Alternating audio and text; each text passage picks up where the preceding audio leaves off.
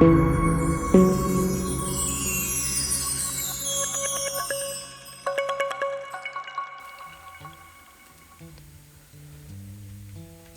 warmly in the final frontier upon the George Inlet is a secluded haven unknown to many.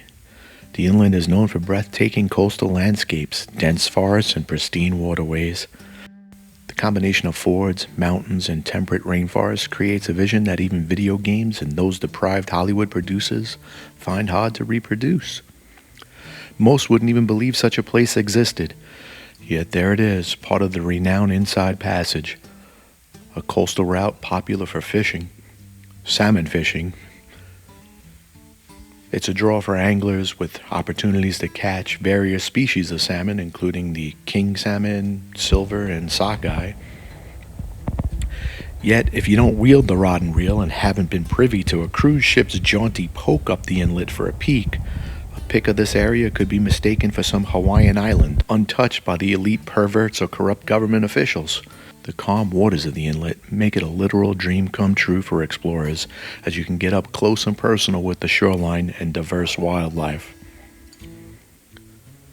Seals and sea lions can be found basking in that life-giving sunlight on the rocky shores, and even a whale or two might breach for a glimpse of the wondrous accomplishments of Mother Nature.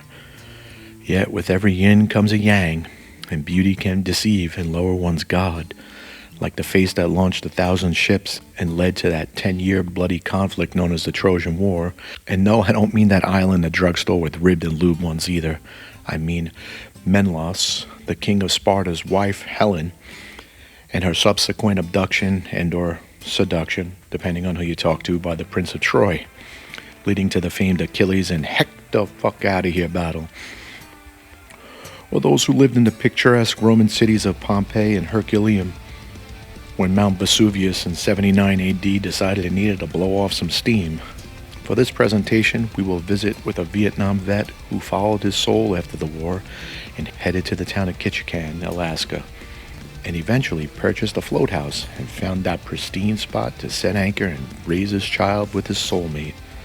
That spot was Cove. It was perfect, until it wasn't. And like all amazing tales, this one begins with the line, "You ain't gonna believe this."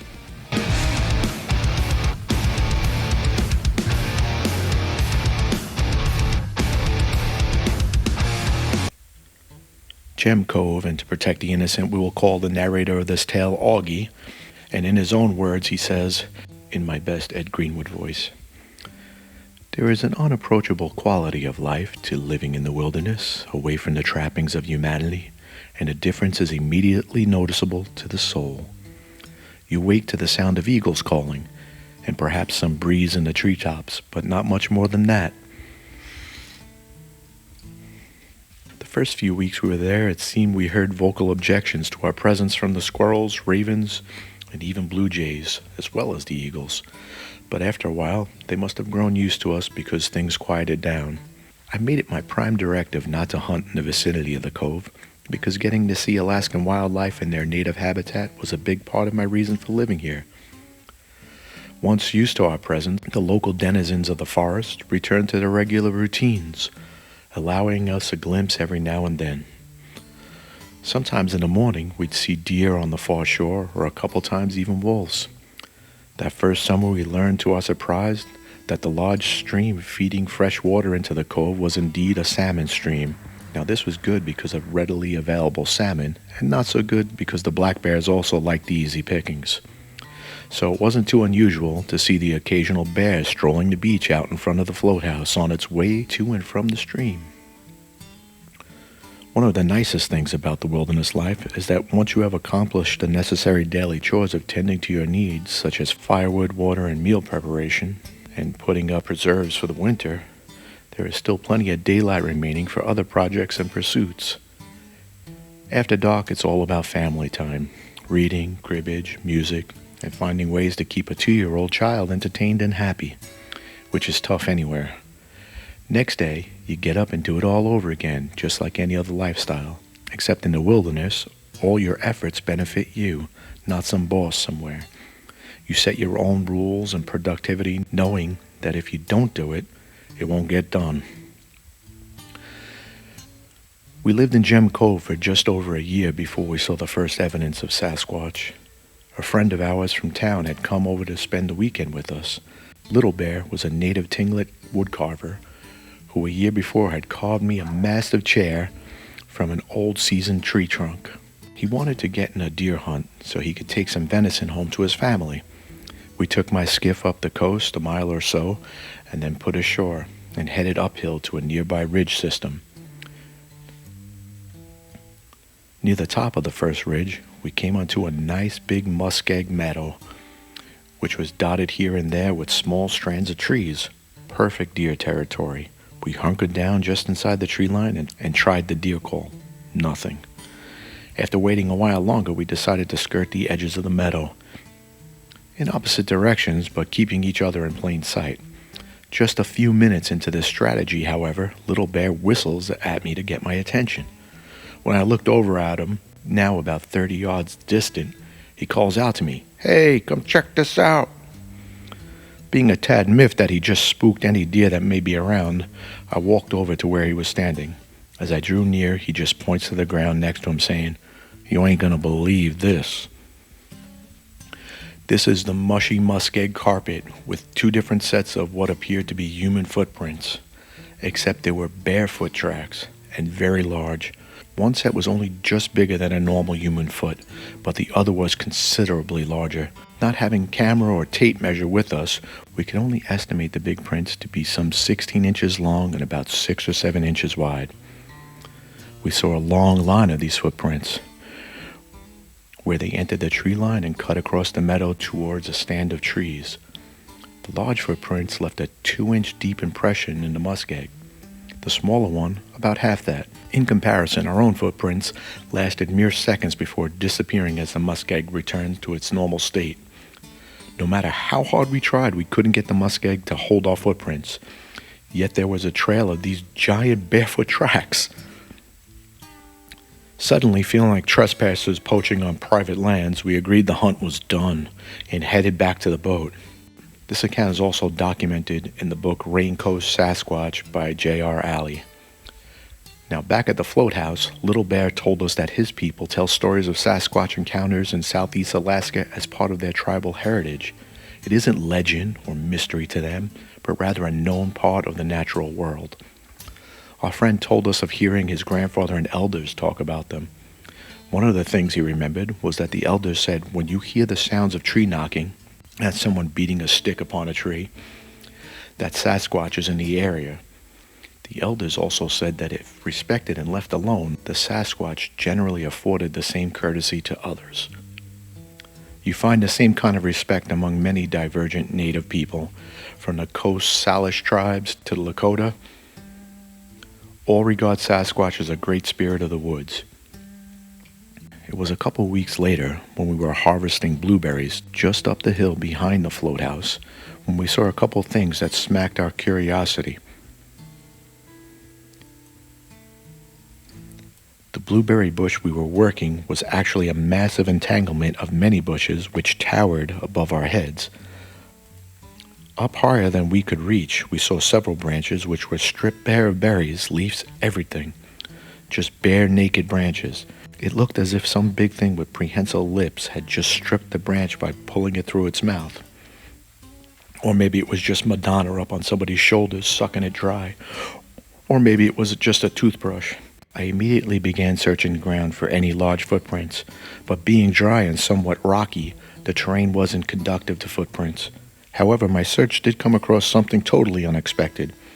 A few feet away from the berry tangle, laying on the ground, was a little something left behind. The polite terms like droppings or scat, or as South Park says, bono, or even defecation, just don't suffice in this case. I was looking at one magnificent turd, very unlike what a bear might leave. It was quite human-like in its appearance, except for the size and girth, which is what made it so magnificent. The thing was longer than my size 12 boot.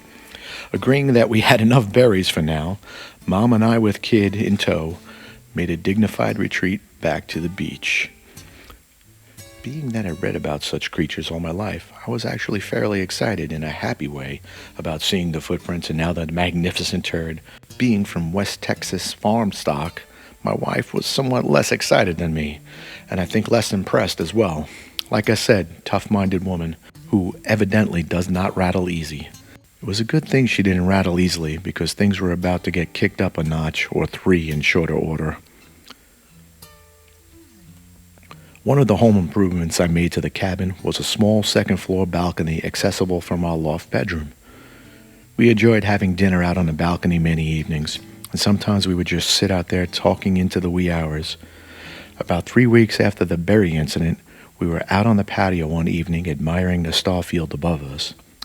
The mood was lighthearted and we were teasing and kidding each other, just goofing her off mostly, when the still night air was pierced by a shrieking howl sounding very much like amputation without anesthesia. This ungodly sounding howl was a good distance off, maybe a couple miles up the inlet, and lasted nearly 5 or 6 seconds. We just kind of looked at each other for a second, then I decided comic relief was called for, so I asked my wife, "What do you think? Should I answer back?" Before she could utter a word, something else returned the same exact screeching howl from the ridge behind our cabin. It was so loud every hair on the back of my neck bristled as we sprang into action. There was no need for words. We simply retreated inside, locking and barring the door behind us. We didn't hear anything else, but that didn't stop us from prepping ourselves and home for the unknown. The unknown stayed away all night. We know because we didn't sleep that night at all. In the following days, we came to discuss and reassess our choices of a wilderness lifestyle based on recent occurrences. I am sure part of my wife's persona wanted to move back to town almost as much as the rest of her wanted to stay. In the end, logic prevailed. We lived in Gem Cove over a year without any problems at all from Sasquatch or any other creatures. Why would they wait this long to scare us off the land? It was just that hearing that second howl so very close at home kind of rattled us both a little. The sound was primal in its intensity and overpowering in its sheer volume. I think hearing that every night or even every week would have run us out of the place. But the serenade was not repeated and life in Gem Cove returned to normal. For a while, anyway. With summer fading and winter approaching, I kept busy adding to our firewood supply. A nice huge driftwood log had come ashore just outside the cove, so I grabbed it, towed it home, and began cutting it up on the back deck. Having to stop to refill the chainsaw, I decided to take a bit of a break. Let the saw cool off a bit. So I sat down to have myself a smoke. One thing that's the same as living anywhere else is when something changes in your day-to-day environment in the woods, you tend to notice it. Enjoying my break from work, my eyes just naturally began scanning the far shoreline of the cove, and that was when I saw it. Maybe 30 feet or so above the waterline, a quarter of a mile, there was a patch of black behind the tree line, motionless. Knowing this was not a normal part of the landscape, my interest was piqued immediately. Pulling the brim of my ball cap down to shade my eyes, I could now make out a squat head on top of that pitch of black. Binoculars were hanging just inside the back door to the cabin, so I just casually got up to retrieve them. Binoculars in hand, I used the edge of the house to steady on and look towards the black patch on the far shore. What I was seeing was clearly a very hairy, black, humanoid-looking creature from mid-chest up. As it was standing behind a bush, it was looking directly at the float house and me. Again, the bristling hairs on my neck and that wilding sensation that accompanies the thrill of discovery. I wanted my wife to witness this so she wouldn't think me totally off the deep end, and I repeatedly tried to yell at a whisper for her to come outside, not wanting to scare the creature off before she could see it. Finally, she comes to the back door. I gave her the field glasses and told her right where to look. As I looked back myself, just in time to see the thing turn away and disappear into the forest. When asked if she'd seen it, my wife just said she'd got the briefest of glimpses just as it disappeared. She thought it was a black bear. A wise man might have just left it at that. But not being terribly wise, I had to go over there and seek some kind of evidence. Armed with a camera, tape measure, and a couple guns, I took the skiff over to the far shore where I'd seen Sasquatch. I was disappointed to find no conclusive footprints in the hard ground, no hair samples, not even a magnificent turd, Bono. My surprise confirmation came when I went back to check out the bush Sasquatch had been standing behind. Finding it, in fact, was a tree measuring 8 feet tall. Since the tree only came mid-chest on the creature, I feel safe in estimating his height to be a minimum of 10 feet. Ooh. Something happens when you experience firsthand a thing or event that common consensus excludes and ridicules. Whether you have yourself believed in it or not doesn't really matter, because such an experience changes you fundamentally. You will never be the same person you were the day before the experience. You can never unsee once you have seen. You cannot unknow once you know. And the energy which accompanies such peak experiences can be addicting or terrifying depending on who you are. I am addicted. Having spent the majority of my life in search of having that feeling again and again, it never gets old. A few days after my first Sasquatch sighting, an idea occurred to me, which seemed perfectly logical at the time. However, my wife felt otherwise. The salmon was still running in the creek for another week or better, so I thought to offer some up to the neighborhood Sasquatch. The idea was brilliant in its simplicity. Fish kebabs. I gathered 3 long poles from spare lumber I had and sharpened both ends. I impaled a couple fresh salmon on one end, then sank the other deep into the wet sand along the creek. When finished, each pole suspended its fish some 8 feet above the beach, with the poles placed 15 feet apart. The eagles, bears, ravens, otters, and such all love fresh seafood. Why would Sasquatch be any different? I set the 3 poles up just prior to dusk, then returned to the cabin a couple 100 yards away to await what the light of day would reveal. I wanted to go out and look right at sunup, but made myself wait, knowing many animals feed at dawn and dusk. After a quick breakfast and some hot coffee, I could resist no longer and went to have a look at the poles. As the stream came into view, I could see the poles were all still standing exactly as I'd left them, except there were no fish, just empty poles. I know that isn't concrete evidence that Sasquatch took the fish, but a bear would have knocked the poles over, as would a wolf or any other critter. To my knowledge, eagles and ravens don't hunt at night, but an owl might possibly have snatched a fish or two. But all 6 fish? Whatever took the fish managed to do so without disturbing the pole much, if at all. So there's that anyway. I concluded that the results of the experiment were interesting, albeit inconclusive, and that they warranted another try. So that very night at dusk, I offered up 6 more fresh fish on the poles exactly as the night before. The next morning, I headed to the stream a little earlier than the previous night, restless with anticipation. When I approached the stream, I could instantly see all 3 poles were gone. Closer inspection confirmed the poles weren't just down, but gone as in totally missing. I searched the beach, even the tree line. The poles were nowhere to be found. When I saw this development as something positive, even interesting, my wife saw it in quite another light. She conjectured that I had just armed the Sasquatch. Doh! And the missing poles represented some kind of threat or warning to us.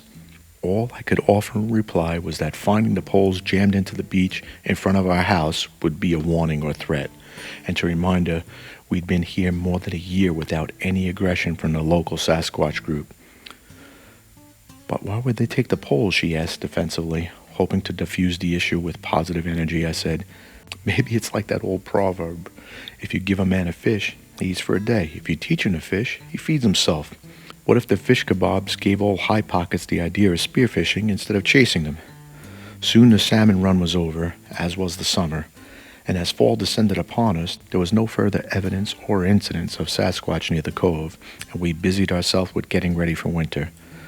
My job with the local native corporation required me to patrol George Inlet by boat a minimum of twice a week. What with my curiosity and sense of adventure, a patrol could consume several hours, so I always packed a lunch along with my usual gear. One afternoon, I was on patrol about 7 miles up the inlet at Cove and decided it's time for lunch. Just inside the cove, I cut the outboard motor and let the skiff drift as I ate. The incoming tide carried my boat further into the large cove as I marveled at the idyllic, pristine wilderness that was my office. Out here in the quiet places a man can think without having to block out distractions. There I was lost in thought, soaking in all the raw beauty around me, when movement on the beach caught my eye. There on the beach, about 100 yards away, I saw a black bear. Looked like he was turning over rocks for a small crab often found there. As I turned to my seat to get a better look, my knee bumped one of the oars, which in turn banged into the aluminum hull of the skiff with a loud thump. Instantly, the bear stood up on its hind legs and turned towards me to see what made the noise, and my heart jumped into my throat to realize the bear was in fact a Sasquatch, staring directly at me.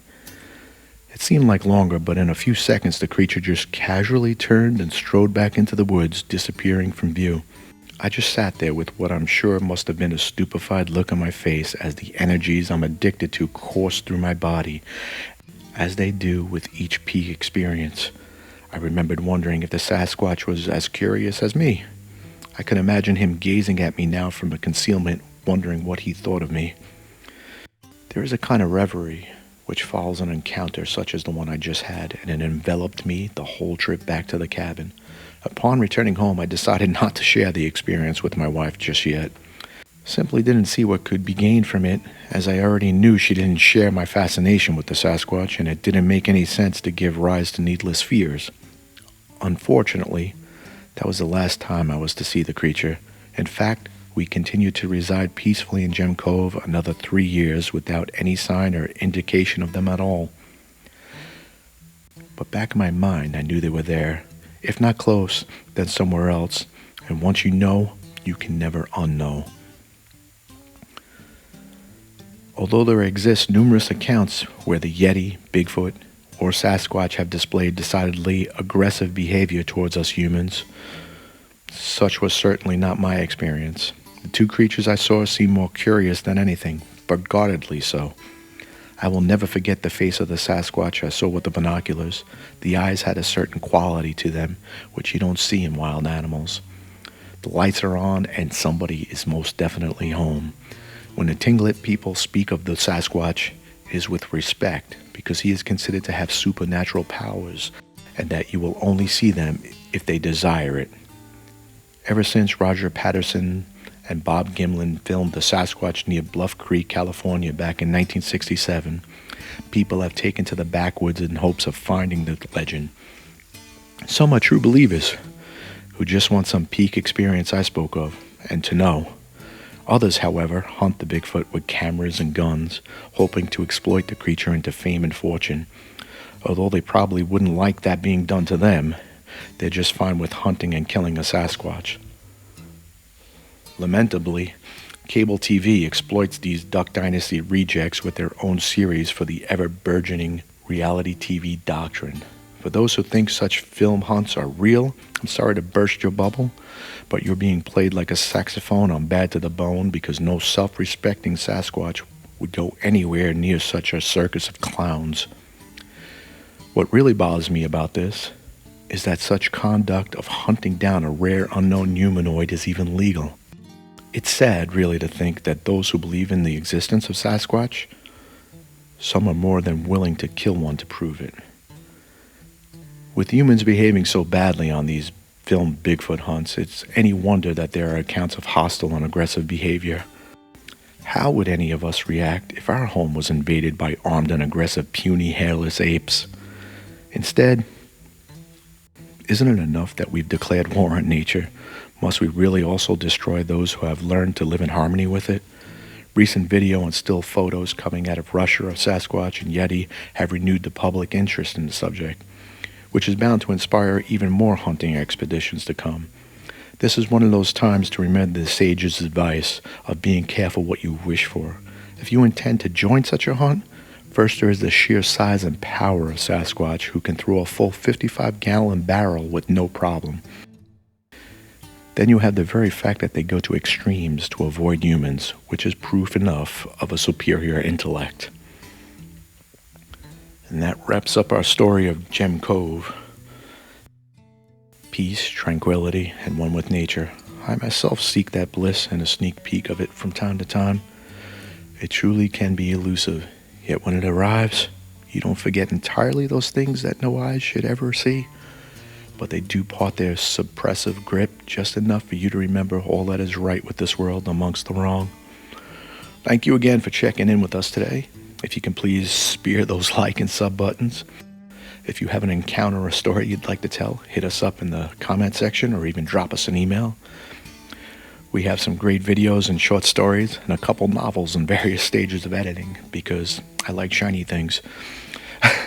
The next few videos will explore Pathfinder's Darklands to the first issue of Dragon magazine, as well as some jaw-dropping footage of UAPs, UFOs, or whatever they're calling them now. Also some really amazing folklore and tales from the Norse to the Apaches. So until then, stay frosty and aware, beautiful people. Thank you. Thank you very much.